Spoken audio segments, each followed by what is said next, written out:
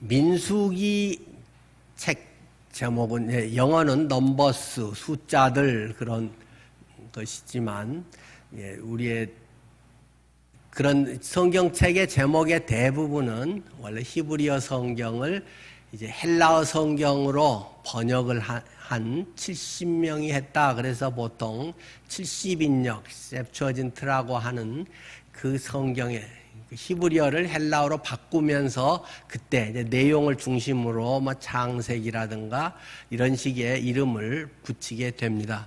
그런데 이 민수기의 원래 제목은 대체로 옛날에는 옛날 고 문서 뭐 책들이 대부분이 제목을 따로 뭐 정하고 하지는 않습니다. 대체로 이제 처음 나온 단어들을 중심으로 해서 보통 제목을 붙였다. 이건 서양도 그렇고 동양도 거의 같은 추세라고 말씀드린 적이 있습니다. 히브리어로 이 민수기의 본래 이름은 광야에서입니다. 광야에서. 그러니까 이 민수기에서의 쭉 이야기하는 초점의 많은 부분들을 우리가 광야라고 하는 것을 중심으로 해서 살펴보면 많은 도움이 되고 내용 파악하는 데 유익할 것입니다. 한번 그 흐름을 잠깐 훑어보도록 하죠. 하나님께서 모세를 통해서 이스라엘 백성을 구원하라고 말씀하십니다. 10가지 재앙 후에 그들이 출애굽을 합니다. 이집트 탈출. 공동 번역은 제목을 이집트 탈출기라고 출애굽기를 그렇게 번역되어 있죠. 이집트를 탈출해서 이제 홍해를 건너고 쭉 이제 가나안을 향해서 가게 되는 것이죠. 근데 출애굽해서 이 시내산까지 오는 기간이 2달 정도 걸립니다. 한 2달에 걸쳐서 홍해를 건너고 시내산까지 옵니다. 그리고 이 시내산 아래에서 약 11개월 5일 동안을 그곳에서 머물게 됩니다. 성지순례 가본 분들은 알겠지만 물론 또 그곳이 시내산 아니다라고 말하는 가시떨기 같은 책 그런 데는 그렇게 주장하잖아요. 사우디아라비아 그쪽에 있는 게 맞다 뭐 이렇게도 하지만 어쨌든 우리가 보편적으로 그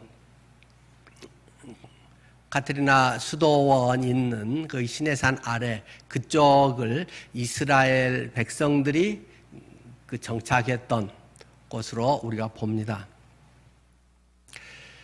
거기에서 약 1년 가까이 그들이 지내는 것이 얼마나 힘들었겠습니까? 재미도 하나도 없고 볼 것도 별로 없고 그곳에서 참 하나님께서 구름기둥과 불기둥으로 그늘을 만들고 난방 시스템을 작동했다고 하시더라도 맨날 11개월 그곳에서 있는다는 건 굉장히 어려운 일이었습니다. 그러나 그 따분한 것 같은 시간이 결코 무익한 시간이 아니라는 것입니다. 그곳에서 특별히 중요한 2가지를 우리는 기억할 필요가 있습니다. 거기에서 하나님께서는 모세를 시내산으로 불러서 모세에게 십계명 돌판을 주십니다. 율법의 613가지라고 하는 그러한 내용들이 이 시내산에서 모세에게 주어집니다. 옛날에 세속에 속해서 어떻게 세상적으로 성공할까, 어떻게 하면 잘 나갈까, 사람들의 인기가 있을까, 어떻게 하면 잘 준비되는 것인가, 이 세상의 가장 그 표본이 되는 이집트에서의 가치관, 그런 생활에서 어떤 것이 바른 삶인가, 어떻게 살아야 하는지 하나님 자녀들의 삶에 대한 하나님의 기준, 그런 법칙, 율법, 율례들을 그곳에서 받게 됩니다. 이것은 굉장히 중요한 앞으로의 이스라엘 백성으로서의 삶에 있어서의 기준이 되는 매우 중요한 것이죠. 그러나 이것은 보이는 것은 아닙니다. 물론 십계명 돌판은 보이지만은 다른 어떤 계율 이런 내용들은 그들의 마음에 새기고, 아, 하나님 이런 걸 좋아하신다. 맞아, 이러면 불결하다고 했지. 이런 여러 가지를 담는 것이죠. 그러나 하나님은 거의 대부분들의 보이지 않는 것과 보이는 것을 우리에게 주시면서 균형을 잡는 바른 신앙의 생활, 하나님 자녀다운 삶을 살게 하신다는 점을 놓쳐서는 안 됩니다. 보이는 것을 그곳에서 주십니다. 그것이 성막입니다. 하나님이 보여주시는 대로 모세가 그 식양을 따라 그 양식, 그 설계도를 따라서 성막을 그곳에서 만들게 됩니다. 애굽에서 갖고 나왔던 그 소중한 보물, 이란 모든 것이 성막을 만드는데 들여지고, 그렇게 해서 하나님의 그 성전을 그들은 이제 성막이죠. 그것을 짓게 되는 것이죠. 이것은 우리의 신앙의 거의 대부분이 공통적인 원리입니다. 저는 이것을 돈 들이고 시간 들이고 이런 단어로 제가 압축해서 만들었고, 보이는 것과 보이지 않는 것, 돈과 시간, 이것은 이스라엘 백성들이 하나님의 심판을 받고 70년의 바벨론 포로 생활을 하고 돌아올 때도 마찬가지입니다. 하나님께서는 그들을 귀환하게 하면서 1차, 2차, 3차 귀환을 하게 하시지 않습니까? 1차 귀환은 스룹바벨을 중심으로 해서 그들이 돌아와서 성전을 짓습니다. 그것이 솔로몬 성전보다는 크기나 여러 가지 규모나 호화로운 장식이나 이런 것에 비할 바는 아니지만, 하나님이 이곳에 계신다, 하나님이 우리와 함께 하신다, 임재하신다는 것을 그들에게 가시화해 주는 것을 성전이라고 할 수 있습니다. 그래서 보이는 성전을 만들고, 그러나 그것만 있으면 사람들이 타성해졌고 습관에 따라서 위선자가 될 가능성이 많습니다. 우리 신앙생활도 그렇지 않습니까? 어떤 걸 오래 한다고 해서 정말 주님을 사랑하고 주님 안에 바른 신앙생활을 하는 건 아니잖아요. 어떤 직분이 뭐가 어떻게 된다고 해서 성숙해지는 거라고도 할 수는 없잖아요. 그런 것이 그러나 여러 가지 면에서는 굉장히 유익하고 필요한 것은 분명한 것입니다. 그러나 그것보다 더 중요하게 그것을 유지시키는 것은 하나님의 법입니다.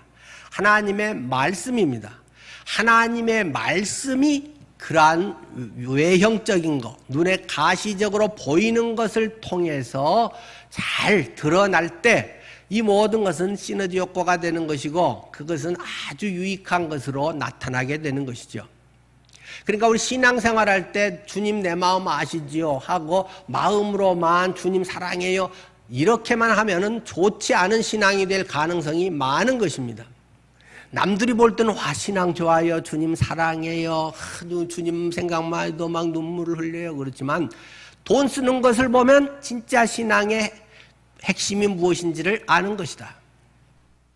그 사람이 자기가 귀한 것, 이 세상 살아가는데 소중한 것을 뭘 위해 쓰느냐가 그 사람이 정말로 그렇게 주님을 사랑하고 주님 것이 귀하고 영생의 소망을 가진 것을 증명해 주는 것이다.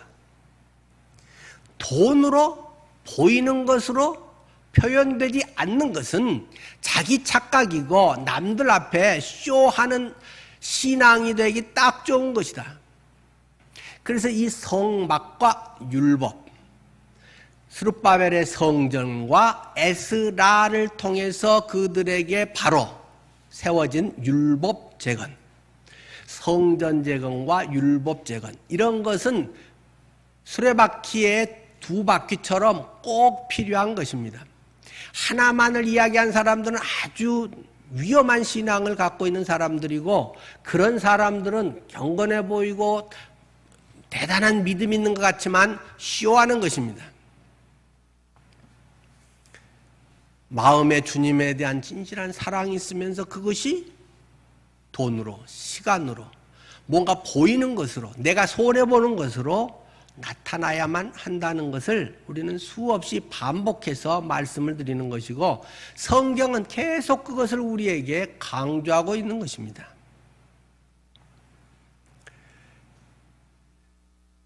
가난한 과부의 두 렙돈을 주님께서 보시고 이 여인이 가장 많이 했다라고 이야기를 하십니다. 그 여인은 헌금 안 하는 걸 보고 주님이 그런 말 하지 않습니다. 이 여인은 남이 볼 때는 한 1,000원이나 될까 500원짜리 동전 2개를 넣었을지 몰라도 내가 볼 때 이 여인은 가장 많이 했다. 그 가치가, 그 마음이 그 두 렙돈에 담겨 있다. 이 두 렙돈은 이 여인의 생활비 전부니라. 두 렙돈이 중요한 게 아니라 이 여인의 생활비 전부를 여인이 이곳에 다 쏟아 부어 놓았다라는 것을 주님은 강조하고 있듯이 우리의 삶의 모습이 돈으로, 시간으로 표현되는 것이다 하는 것을 강조하고 있습니다. 신의 산 아래서 그것을 배웠다는 것입니다. 율법을 바꿔 영적인 기준, 그리고 성막을 통해서 하나님의 임재, 애굽에서 갖고 나왔던 가장 소중한 보화 이런 것들을 그 전날 빨리빨리 내놔, 우리 임금 내놔 해가지고 좋은 것들을 다 갖고 나왔다라고 출애굽 기록이 되어 있잖아요. 그것을 성막을 짓는데 넘치게 가져와서 야 이제 쓸 것 넘쳐 이제 그만 좀 갖고 와 그만 이렇게 할 정도로 사람들이 자원해서 이것을 전부 쏟아부었다라는 것이 이 신의 산 아래에서의 11개월 동안에 그냥 따분하게 죽치고 있는 것 같았지만 그들 속에 일어났던 매우 중요한 사건입니다. 그리고 이제 성막을 지었는데 성막을 짓고 지난 시간도 말씀드렸던 그 구름이 이제는 봉헌식 때 쉐키나의 하나님의 영광이 드러나서 그때 하나님의 구름이 구름 기둥과 불 기둥으로 이제 드러났다는 말씀을 드렸죠. 그런데 그러면 뭔가가 좀 일어나나 했는데 그러고 그냥 있다는 것입니다. 내가 뭔가 봉헌식을 하고 뭔가를 다 임명을 하고 하면 뭔가 막 세상을 구원하고 뭐 어떻게 될 것 같은데 하나님은 그냥 그대로 있다는 것입니다. 성전 봉헌식이 제2년 1월 1일에 했고 하나님께서 드디어 2월 20일 꼭 50일 만에 그 구름이 떠올라서 그 이제 성막을 다 걷고 행진을 이제 성막과 함께한 행진을 비로소 시작하게 하십니다. 그런데 오늘 본문에 보면 이제 여기에서 문제가 생기기 시작한다는 것입니다. 사람들은 출발할 때 얼마나 신났겠어요? 야, 드디어 11개월에 참 이 지지부진한 뭐 그런 일을 했다고 하지만 백성들이 다 나서서 한 것도 아니고 주로 모세를 중심으로 해서 죽으라고 하고 몇몇 일꾼들이 그거 만들고 어떠고 뭐 대부분은 이제 뭐 허물은 했지만 뭐 별로 한 건 사실 없잖아요. 그러고 있는데 드디어 구름이 떠올라서 구름이 떠오르면은 다 챙겨가지고 가라. 그래서 뭔가 설렘으로 가기 시작했다는 것입니다. 하나님께서는 그 11개월 동안 무질서에서 질서로 어떤 시스템을 갖춥니다. 왓지절들 마음뿐인 그들에게 20살 이상의 장정은 다 군사 통계 조사를 해서 한 60만 명 되구나 해서 전부 하고 뭐 나팔을 불면 어떻게 해라 이런 것들도 이제 다 정해서 신나는 마음으로 가는데 하루, 이틀, 사흘 가면서 그들 속에 원망이 터져나오기 시작했다 하는 것이 오늘 1절 본문의 내용입니다. 여호와께서 들으시기에 백성이 악한 말로 원망하매 악한 말로 그들이 원망을 했다는 것입니다. 지금 출발해서 며칠 됐는데요. 3일. 10장 33절 바로 오늘 본문 앞에 나와 있죠. 3일 길을 갔는데 그런 일이 발생했다는 것입니다. 신나게 주님 위해서 뭐하고 야 하나님이 역사하시나 보다 막 그렇게 해서 기대를 했는데 3일 해보니까 아유 짜증이 난다는 것입니다. 되게 힘들다는 것입니다. 말씀 따라 쓰기에 시작을 해 보셨습니까? 저는 시작해서 하루에 지금 로마서 한 장씩 요즘 쓰고 있고, 그래서 이제 지난 중간 됐으니까 지금 이제 3장까지 저는 썼습니다. 오랜만에 다시 옛날에 쓰던 만년필도 내서 물에 씻어가지고 다시 한번 하고, 만년필로 쓰는 또 촉감이 좋더라고요. 뭐 우리는 한 3일 정도 뭐 신나겠죠. 근데 이것이 석 달 되고 3년간 하겠습니다, 30년간 하겠습니다 하면 자칫하면 미치고 펄짝 뛰는 일이 될 수도 있겠죠. 아이 그거 한번 조금 하고 아이 그런 거 한 알아 나도 각자 알아서 하라고 그래 뭐 그럴 수도 있겠지만, 어쨌든 우리는 6개월 올해 말까지 한번 집중해서 하려고 합니다.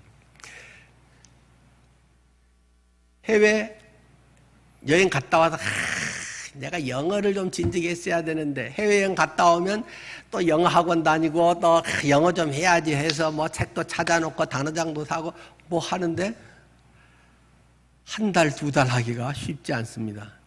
새벽반 영어 뭐 가서 하기도 하고 뭐 해외만 다니기도 하고 열심히 하지만 우리 세상살이가 만만한가요? 돈 들이고 시간 들고 피곤하고 갈수록 또 바빠지고 뭐 이런 여러 가지에서 우리가 뭐 좀 해야지 하면은 다른 게 다 뭐 비껴지고 되나요? 할 건 다 하고 그것도 추가로 또 해야 되기 때문에 굉장히 힘든 거잖아요. 이 3일 가고는 작심삼일에 계속 좋은 게 보인다. 오아시스가 막 계속 나타나고 그 뭐 유토피아 같은 것들이 하나님의 약속의 땅을 향해서 점점 좋은 것들이 보인다면 와 신나는 마음으로 계속 기대감으로 가겠죠. 그런데 3일 가고 나서 지금 온 곳이 어디입니까? 바란 광야. 아까 신 광야를 지나서 또 시내산에서의 거기도 뭐 광야나 마찬가지고 3일을 기껏 가서 땀 쭉쭉 흘리고 고생해서 갔더니 또 바란 광야에 이른다는 것입니다. 광야 지나고 나면 또 광야가 옵니다.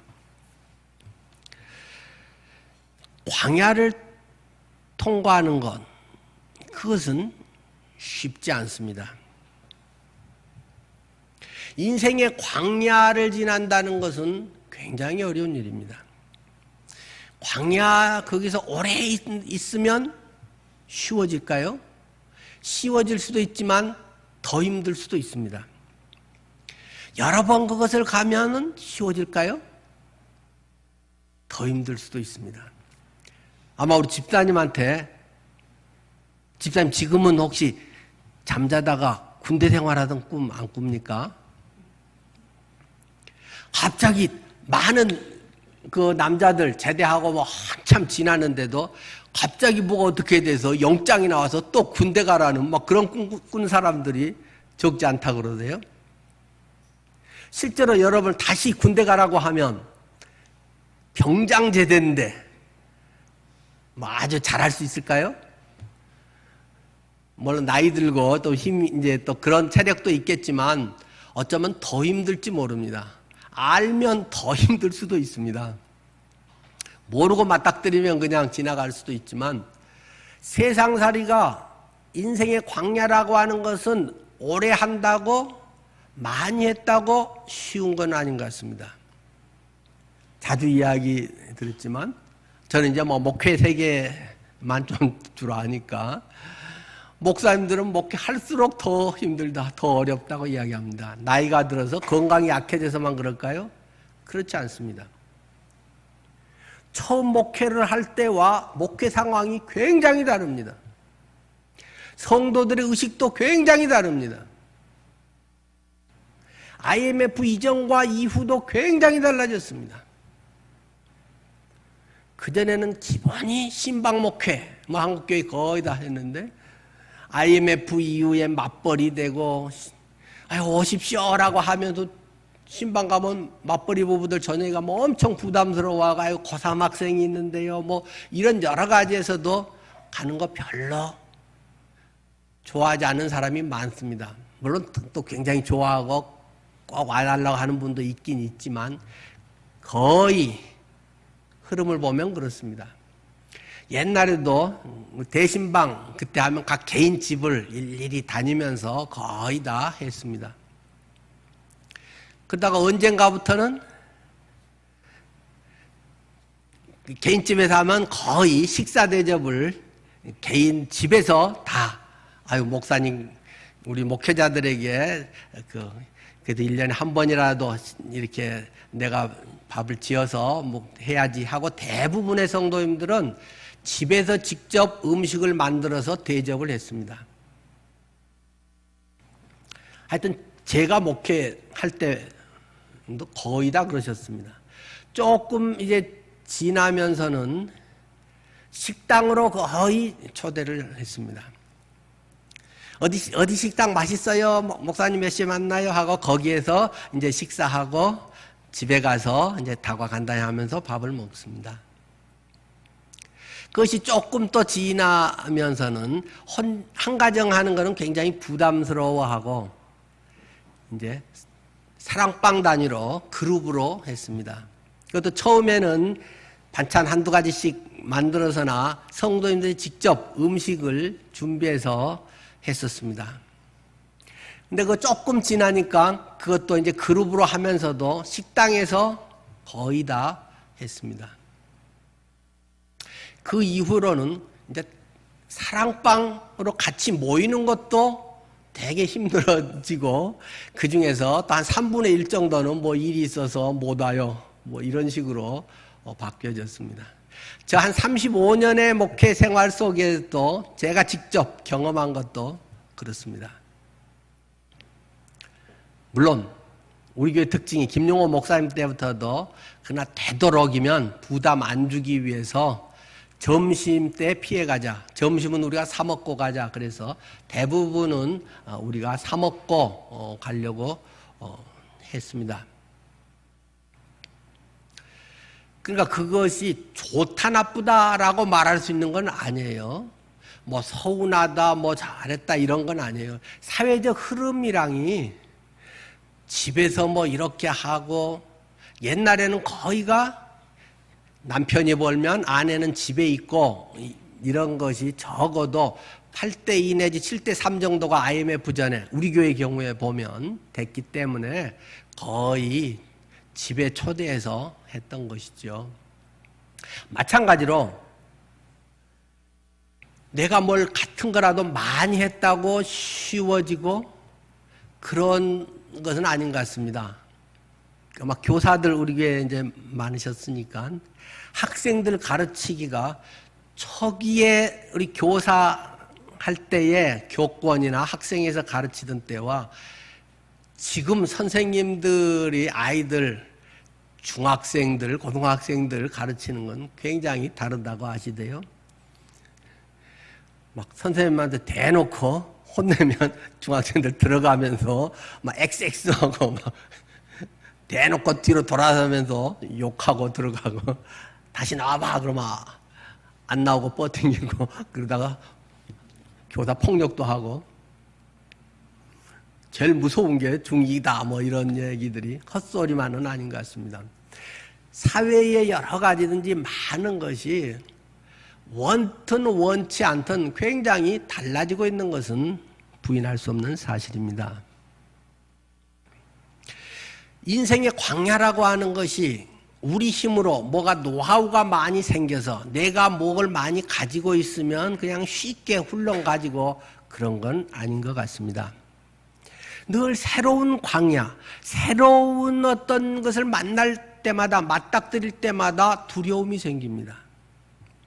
옛날에 젊었을 때는 에이 젊어서 뭐 한번 까먹으면 다시 나중에 또 모아갖고 다시 하지라고 하지만 이제 60대 되고 퇴직금 받아갖고 아이고 퇴직금 이거 해서 홀랑 다 까먹으면 이제 노년에 거지 되는데 나중에 뭘 시작한다는 게 굉장히 두렵고 노파심도 생기고 쉽지 않은 것이 사실 아닌가요?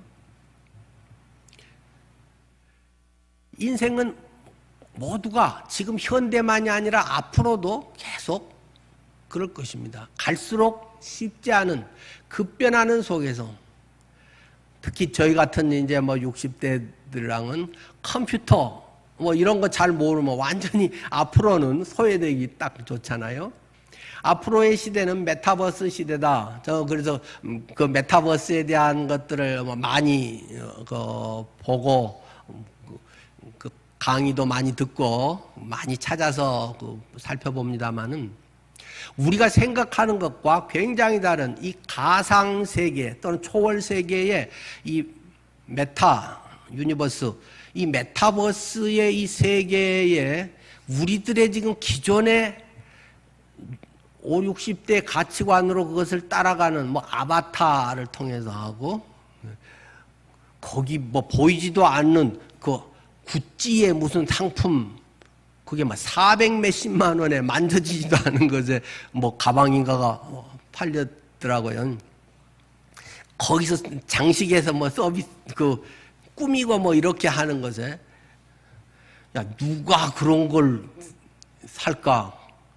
물건도 실제 있지도 않는데 뭐 게임에서의 뭐 칼이든 뭐든 무기든 막 이런 것들을 실제 돈 거래하고 사기도 하고 그렇게 해서 뭐가 속상하면 만나갖고 막 칼로 찔러서 죽이기도 하고 그런 것들을 우리는 많이 보고 있지 않습니까? 그나마 우리는 뭐 핸드폰으로 뭐 돈 송금하고 받고 또 기본적인 거는 조금 뭐 하게 되지만은 지금 젊은 사람들은 그냥 기본적으로 별로 배우지도 않고 그런 걸 잘하는 것 같습니다. 아마 우리 사랑이랑도 핸드폰 하면 지가 뭐 할아버지보다 더 잘 알아가지고 뭐 이렇게 해야 돼 하고 막 4살, 5살 때부터도 해서 막 찾아서 보기도 하고 혼자서도 잘합니다. 제가 스마트폰 활용법인가 그 책을 하나 샀습니다. 그래갖고 제 책상에 이렇게 딱 그 앞에다가 이제 책꽂이에다가 놔뒀더니 아들이 집에 와서 아빠 이런 걸 무슨 책을 보고 뭐 공부를 하세요? 그냥 요즘 뭐 20, 30대랑은 기본적으로 자동으로 웬만하면 또 친구한테 저 설명 들으면 그냥 뭐 활용법이나 스마트폰에 이제 다양한 여러 가지 쓰는 몇 가지만 이렇게 쓰기 때문에 대부분의 많은 부분이 그 사장돼 있고 그래서 앞으로의 그런데 좀 맞춰보려고 책을 일부러 제가 샀는데요. 애들은 기본적으로 그냥 하잖아요. 그만큼 머리 시스템의 구조 자체도 틀리고 생각하는 것도 틀리고 우리가 도저히 이건 아닌데 라고 하는 것이 젊은 사람들에게는 그냥 당연하게 되는 이런 속에서 나이를 든다고 뭐 가르쳐 줄 것이 있는 것도 아니고 요리는 내 선생이 더 훨씬 거기다가 뭐 하는 법하고 그냥 치면 뭐 유튜브라든가 그런 데가 뭐 훨씬 다양하게 더 잘 나와 있고 동영상까지 나와 있고 시어머니가 우리 집안에 된장 담그는 법은 뭐 하고 굳이 그런 거 안 가르쳐줘도 그냥 사 먹고 시스템 자체가 굉장히 달라져 있지 않습니까? 우리가 사는 이 사회, 이 광야라고 하는 것은 끝없이 펼쳐져 있다. 이거 끝나면 또 다른 광야가 있다. 젊은 아이들은 그러면 그렇게 잘 될까요? 또 다른 세계의 인공지능의 시대 속에 또 엄청나게 우리보다 더 빠르게 바뀐데 걔들도 머리 팽팽 돌면서 아마 쫓아가기가 쉽지 않을 것입니다. 항상 새로운 이런 것을 맞닥뜨리는데 두렵게 되어 있습니다. 인생이라고 하는 것은 광야를 지나게 되어 있는 것이라는 말입니다. 거기에서 중요한 건 무엇이겠습니까? 그 목적은 하나님께서는 믿음의 사람들, 하나님의 쓰시고자 하는 사람들에게 허락하신 코스가 꼭 광야 코스를 지나야만 한다라는 사실입니다. 광야를 지나지 않는 하나님의 일꾼으로 빚어지는 경우는 없다. 근데 사실 있긴 있다. 한 2명 있다. 사울이 있고, 사울 왕이 그렇게 별로 고생 안 하고 잘생기고 키도 크고 뭐 이러다가 사무엘 만나서 기름 부음 받고 초대 왕 되고, 다른 사람에 비해서 그렇게 뭐 그 훈련 과정에 혹독한 고난을 당한 것은 별로 없습니다. 또 한 사람이 있다. 솔로몬이다. 왕자로 태어나가지고 형들 다 제끼고 왕 돼가지고 최고의 권력을 누리고 영토도 확장되고 돈도 어마어마하게 벌고, 이 무역 같은 거, 그리고 막 세상의 명예와 시바 여왕이 와서 막 극찬을 하고, 사람들에게 머리도 좋다, 뭐 멋있게 생겼다, 엄청나게 했는데, 이스라엘을 말아먹은 장본인은 솔로몬이다. 구약 성경은 그렇게 이야기합니다. 물론 표면적으로는 이스라엘이 남왕국과 북왕국이 갈라진 것은 그 아들 르호보암 때이지만은, 그것은 속에 응축되어 있던 것이 참다 르호보암이 즉위하면서도 얘는 좀 나을까 했더니 그냥 젊은 애들 소장파 말만 듣고, 연륜 있는 하나님 경외하는 이런 사람 분들 말 안 듣고 독재 정치를 하려다가 그래 이제 잘해먹고 잘 살아라 하면서 10개 지파와 2개 지파가 찢어져 버렸다. 그런데 그 배경은 솔로몬이 그 불만을 거리를 계속 제공했다는 것이 성경의 내용입니다. 너무 잘 나가고 너무 머리가 좋다 보니까 정략적인 것을 너무 많이 쓴다. 그래서 뭐 왕비 후궁에다 1000명을 거두리고 지가 감당도 안 되는 그것을 위해서 그 여인들이 외롭고 하기 때문에 그래 알았어, 네 하고 싶은 거 해줄게, 그렇게 해서 궁중에 그들이 섬기던 자기 나라의 우상들을 다 들여오게 해가지고 우상속으로 만들어버렸다. 하나님을 경외하고 하나님을 높여야 되는 그곳에 솔로몬으로 인해서 우상단지들이 되어버리는 것이 솔로몬 시대다.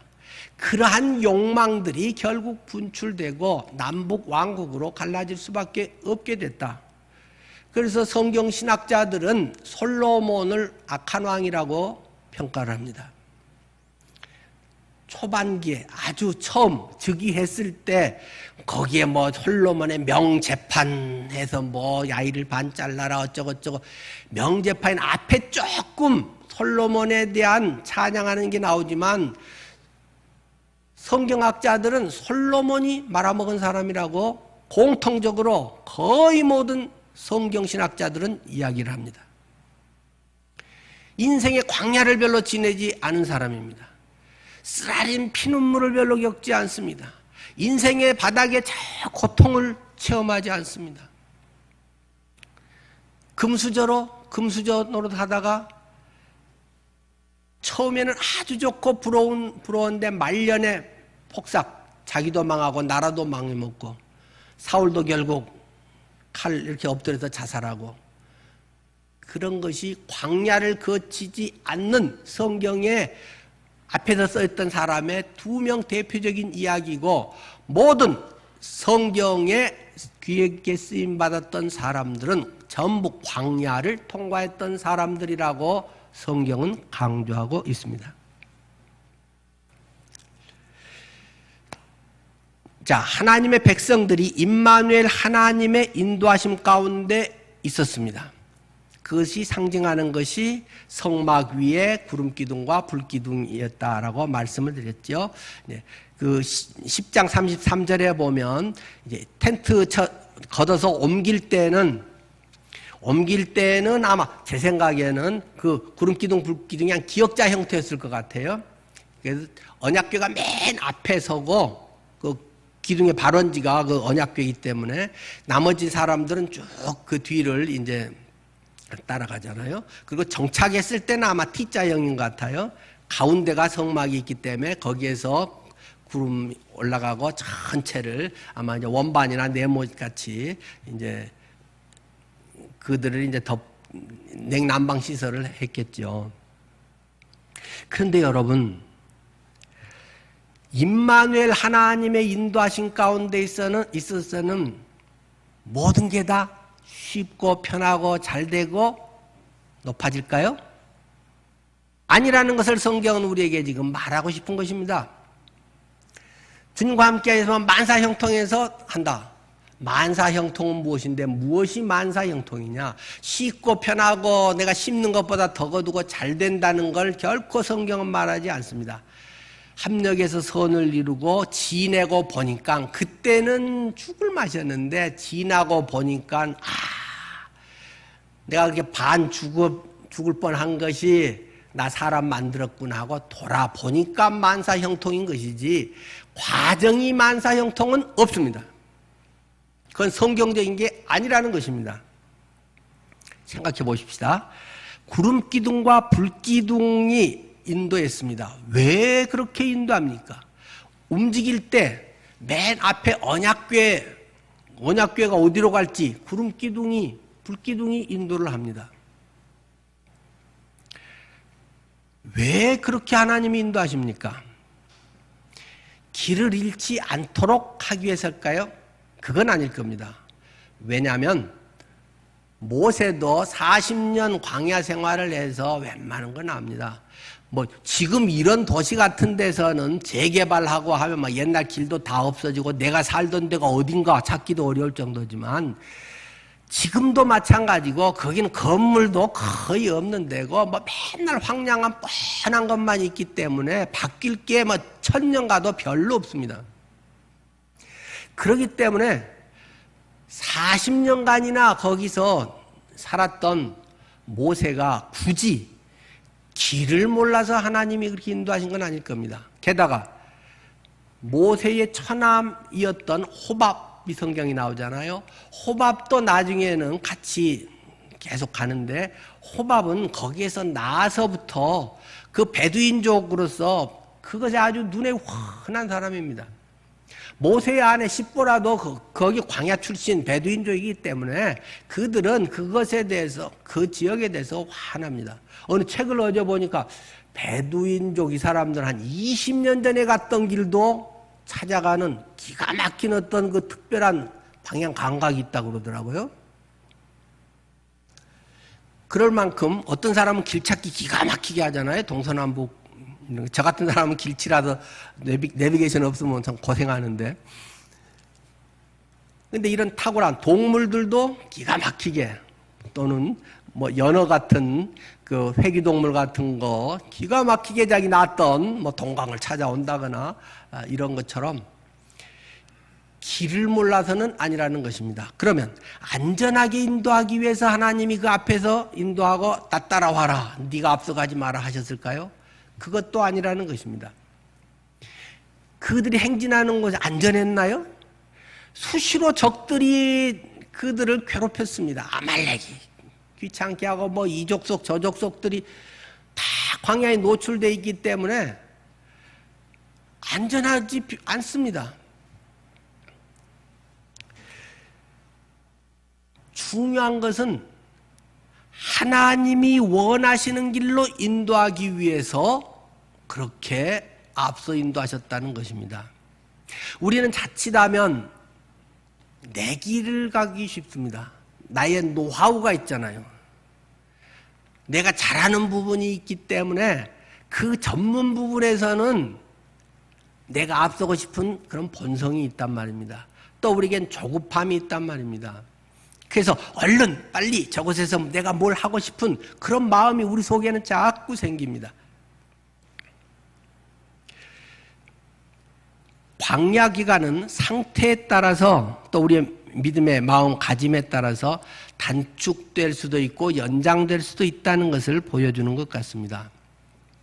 이스라엘 백성들이 출애굽에서 가나안까지 가는데 성경에는 2주 만에도 갈 수 있다라고 이야기하고 있습니다. 2주 만에도 간다네요. 근데 밑으로 이렇게 지금 해서 시내산에서 하고 지금 뺑뺑이 뭐 조금 돌면서 그 시내산 밑에서 뭐 성막 만들고 뭐 율법 받고 이렇게 해서 가데스 바네아까지 이제 올라가잖아요. 가데스 바네아에서 가나안에 정탐꾼 12명을 보내잖아요. 그때가 출애굽한 지 2년 됐을 때입니다. 2년 지나서 가데스 바네아 바로 그 정탐꾼들이 바로 그 넘어가서 며칠 만에 파악하고 돌아왔잖아요. 그래서 아마 뭐 역사의 가정은 없습니다만은 그들이 여호수아 갈렙 같은 사람들이었다면 야 쟤들 우리 밥이야. 하나님이 쟤들 허우대 멀쩡하고 뭐 철옹성같이 했지만 쟤들은 허갭이야. 한 방에 날려버려.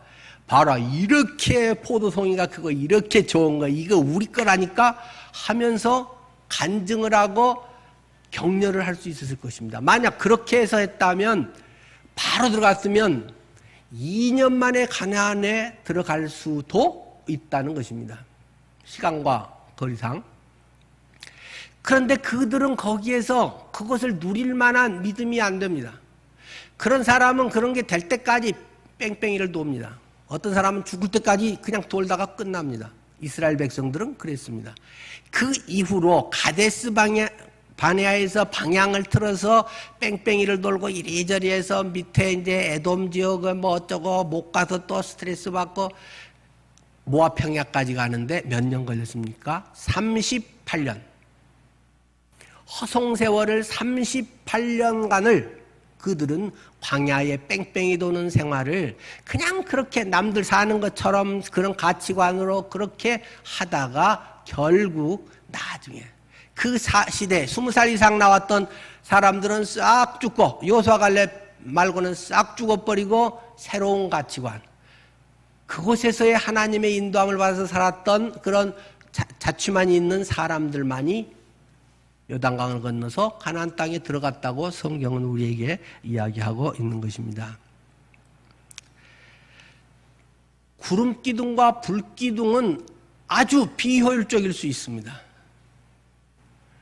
2주 만에 갈 수도 있고 잘하면 뭐 한 2년 만에 갈 수도 있고 한 널널하게 해도 한 4년이라도 갈 수 있는데 20년간을 지들이 가고 싶어도 갈 수가 없도록 하나님이 구름기둥 불기둥이 계속 눌러있던지 아니면 밑으로 자꾸 돌던지 하기 때문에 그들이 결정할 수 있는 게 아니라서 못한다는 것입니다. 우리의 자신을 의지하는 것을 철저히 깨뜨리십니다. 하나님만을 의지하게 합니다. 하나님 백성이니까. 하나님의 속도를 따르게 합니다. 우리는 대체로 조급합니다. 아이 빨리빨리 해서 이렇게 하지. 아이 저거 뭐 남들이 이렇게 해서 다 하는데 하면서 때로는 편법을 쓰기도 하고 하나님의 뜻을 묻기보다는 나의 노하우, 경험, 내가 좋다고 생각하는 것에 팍 찔러버리는 것을 좋아합니다. 그런 걸 사람들은 또 추진력 있다고 박수를 쳐줍니다. 하나님의 속도, 하나님의 방식을 깊이 체득하기 위한 과정이 구름기둥, 불기둥이 인도하면서 40년 광야 생활의 내용이라는 것입니다.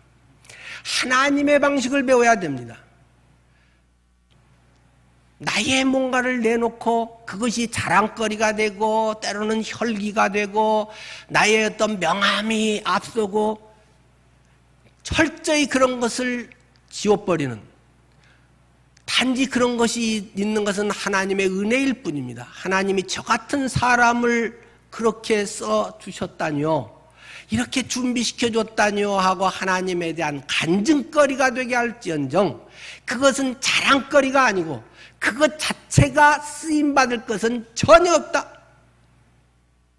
주님께 드려졌을 때는 그것이 귀하게 쓰임받는 것이지만 내 것으로 생짜로 나의 왕년의 그것 자체가 하나님께 쓰임받는 것 같지만 얼마간은 약발이 있지만 꼭 결말이 좋지 않다. 사울처럼 비참한 죽음을 당할 수 있다. 우리의 삶에 이 이스라엘 백성들은 원불교 신자로 계속 살아갔다는 것입니다. 원망하고 불평하는 교인, 원망과 불평이 계속 그들 속에 있습니다. 뭐 좀 괜찮을 때는 아유 감사해요 하고 뭐 한 것 같지만 스프링처럼 뭐 하면 좀 눌러놨다가 속상한 일이 있고 좀 안 좋은 일이 겹치고 그러면 스프링까지 튀어나와서 내가 가만히 있으니까 바본 줄 알아? 나를 만만하게 보는 거야? 내가 여기 아니면 갈 데 없어? 그런 인간적인 육신의 모습들이 튀어나오게 됩니다. 이스라엘 백성들은 그리 3년 다닌데 3일 광야길을 가니까 본성이 튀어나와서 원망을 했다. 그래서 하나님은 정말 성깔이 많으세요. 하나님이 좀 저만큼만 온유하셔도 얼마나 좋을까. 이런 착각을. 저는 적어도 이러진 않잖아요. 원망을 3일 하고 좀 했다고 그랬기로 서니 여호와의 불을 그들 중에 붙여서 진영 후미를 그냥 다 불살라 버려갖고 태워 죽여버렸다. 성경은. 그리고 야 이건 너희들 기억해, 또 그런 짓거리 하지 마라 하면서 그 이름을 다베라라 하고 기록을 했습니다. 다베라, 불사른 곳이다 그런 말입니다. 불사질러 버린 곳이다. 거기를 지나면서 야 여기서 하나님이 불살라버렸어. 그러면 안 돼. 하나님은 이렇게 해서 그 백성들을 그거 좀 했다고 3일 하는 것에 막 원망했다고 이런 얘기가 있습니다. 그리고 또 하나, 이건 환경적인 고통이지만 또 내면적으로 늘 외적인 불만 요소와 문제들이 있고 내적인 문제도 또 우리에게 항상 있죠. 누가 뭐라고 하냐, 내 속에서 막 이게 둘이 싸우면서 막 스트레스 받는단 말입니다. 이스라엘 백성들 그 속에 4절이죠. 그들 중에 섞여 사는 다른 인종들이 탐욕을 품음에 이스라엘 자손도 다시 울며 이르되.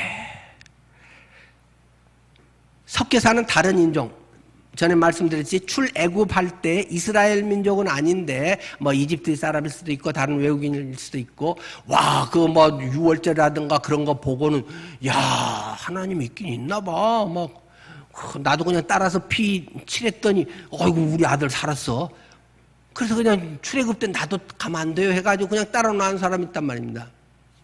근데 이런 사람들이 탐욕을 품음에 사실 이걸 탐욕이라고 할 정도가 아니고 지금 우리로 보면 뭐 기본적인 걸 기본권을 요구하는 것 같은데 성경은 탐욕이라고까지 썼어요. 그래서 막 불만을 터뜨리니까 이스라엘 백성도 맞아 하면서 같이 막 불만을 하면서 울고 난리가 났다는 것입니다. 야 니들이 몰라서 그래, 하나님이 그런 분이 아니야 하면서 이 대다수의 사람들 그 하나님의 백성으로 아브라함의 후손들인 그들을 가르치고 그것을 말씀과 믿음으로 다스려야 되는데 그들의 동조에 맞아 나도 미치겠어 왜 저런데 막 같이 불만의 동조 세력이 돼가지고 울고 난리가 났다는 것입니다. 근데 그 내용이 뭐가 그리 불만인데 했더니 애굽 라떼를 마셨다는 것입니다. 애굽 라떼가 생각이 나서 성경 5절에 써져 있죠. 우리가 애굽에 있을 때에 애굽 라떼가 근데 그게 뭔데? 애굽 라떼는 뭐 어떻게 만드는데? 했더니 그때 우리 배급받았잖아. 생선과 오이와 참외와 부추와 파와 마늘들을 먹은 것이 생각나거늘 이제는 우리의 기력이 다하여 만나 외에는 보이는 것이 아무것도 없도다. 이렇게 불만을 했다는 것입니다. 근데 우리가 조금만 생각해봐도 애굽에서 걔들이 뭐 잘 먹고 살았나요?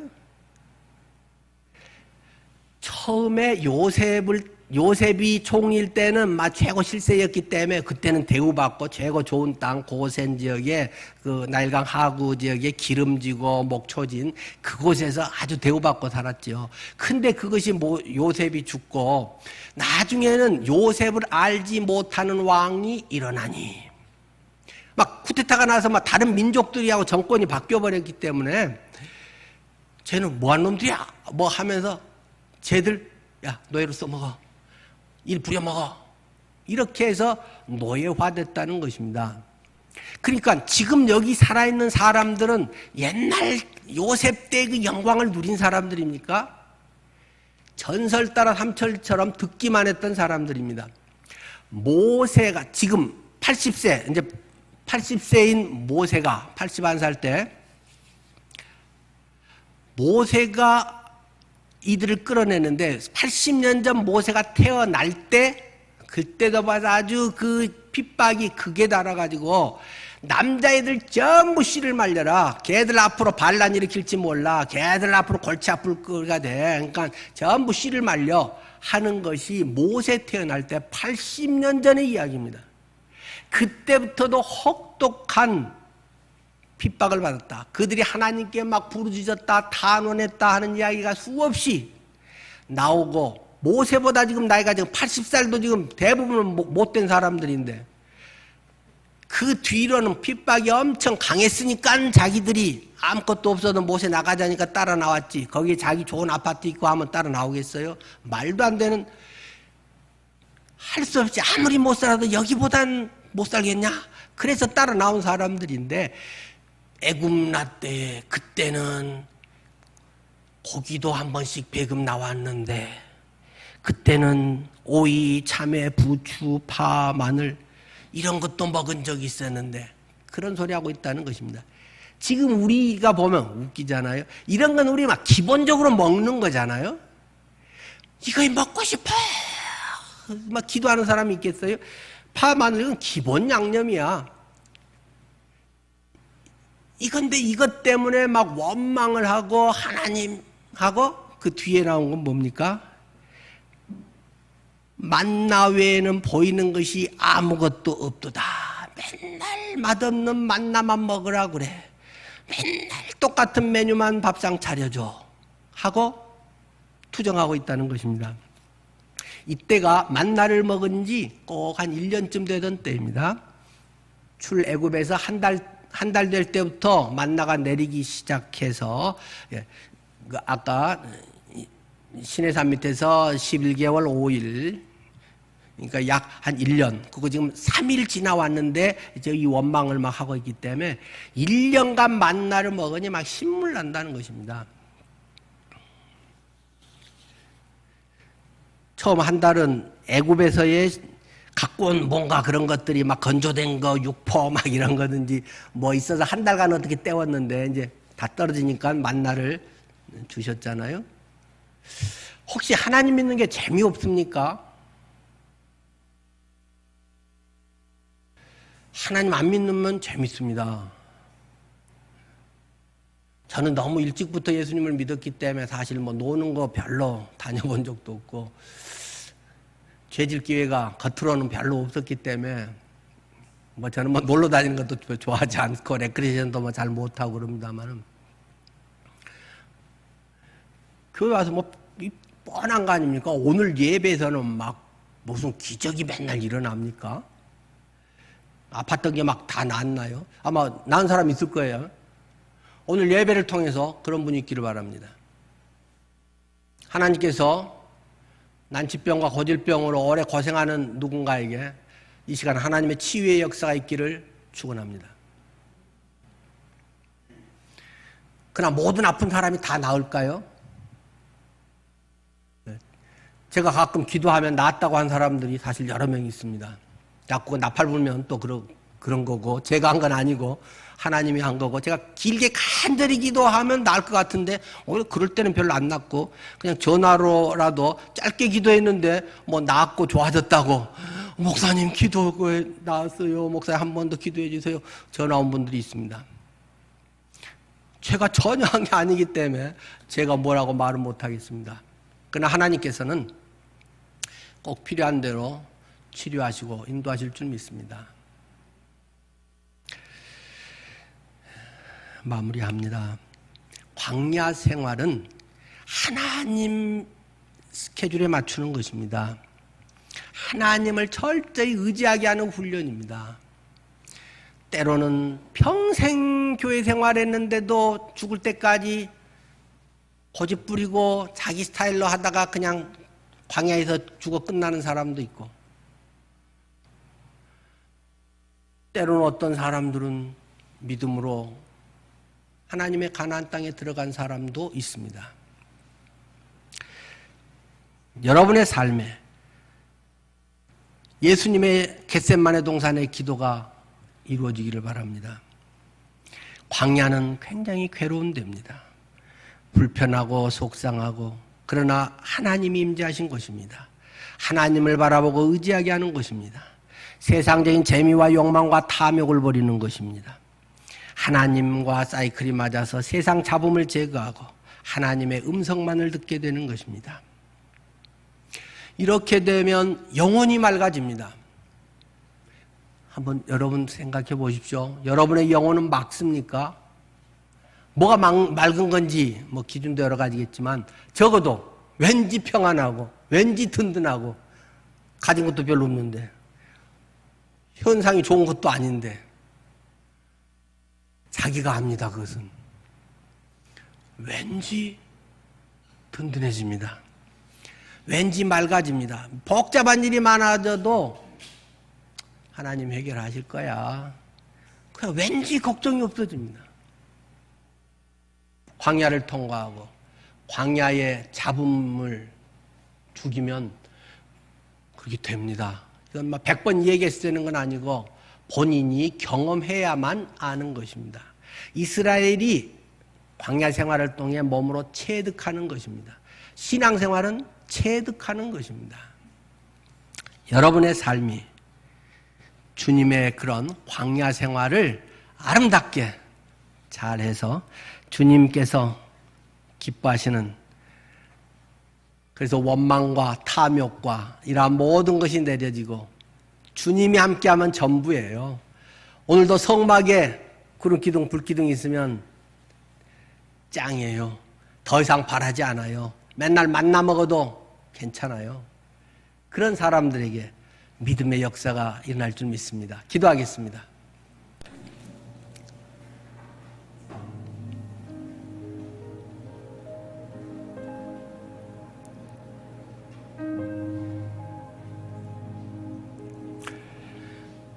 불신과 부정적인 생각, 그런 언어들은 전염병과 같습니다.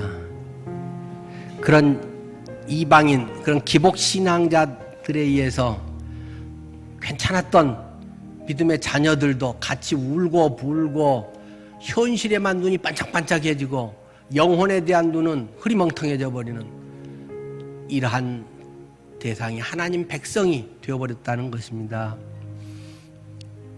혹시 주변에 그런 분들이 있다면 여러분이 믿음의 분명한 길을 제시해 주십시오. 그게 아니야.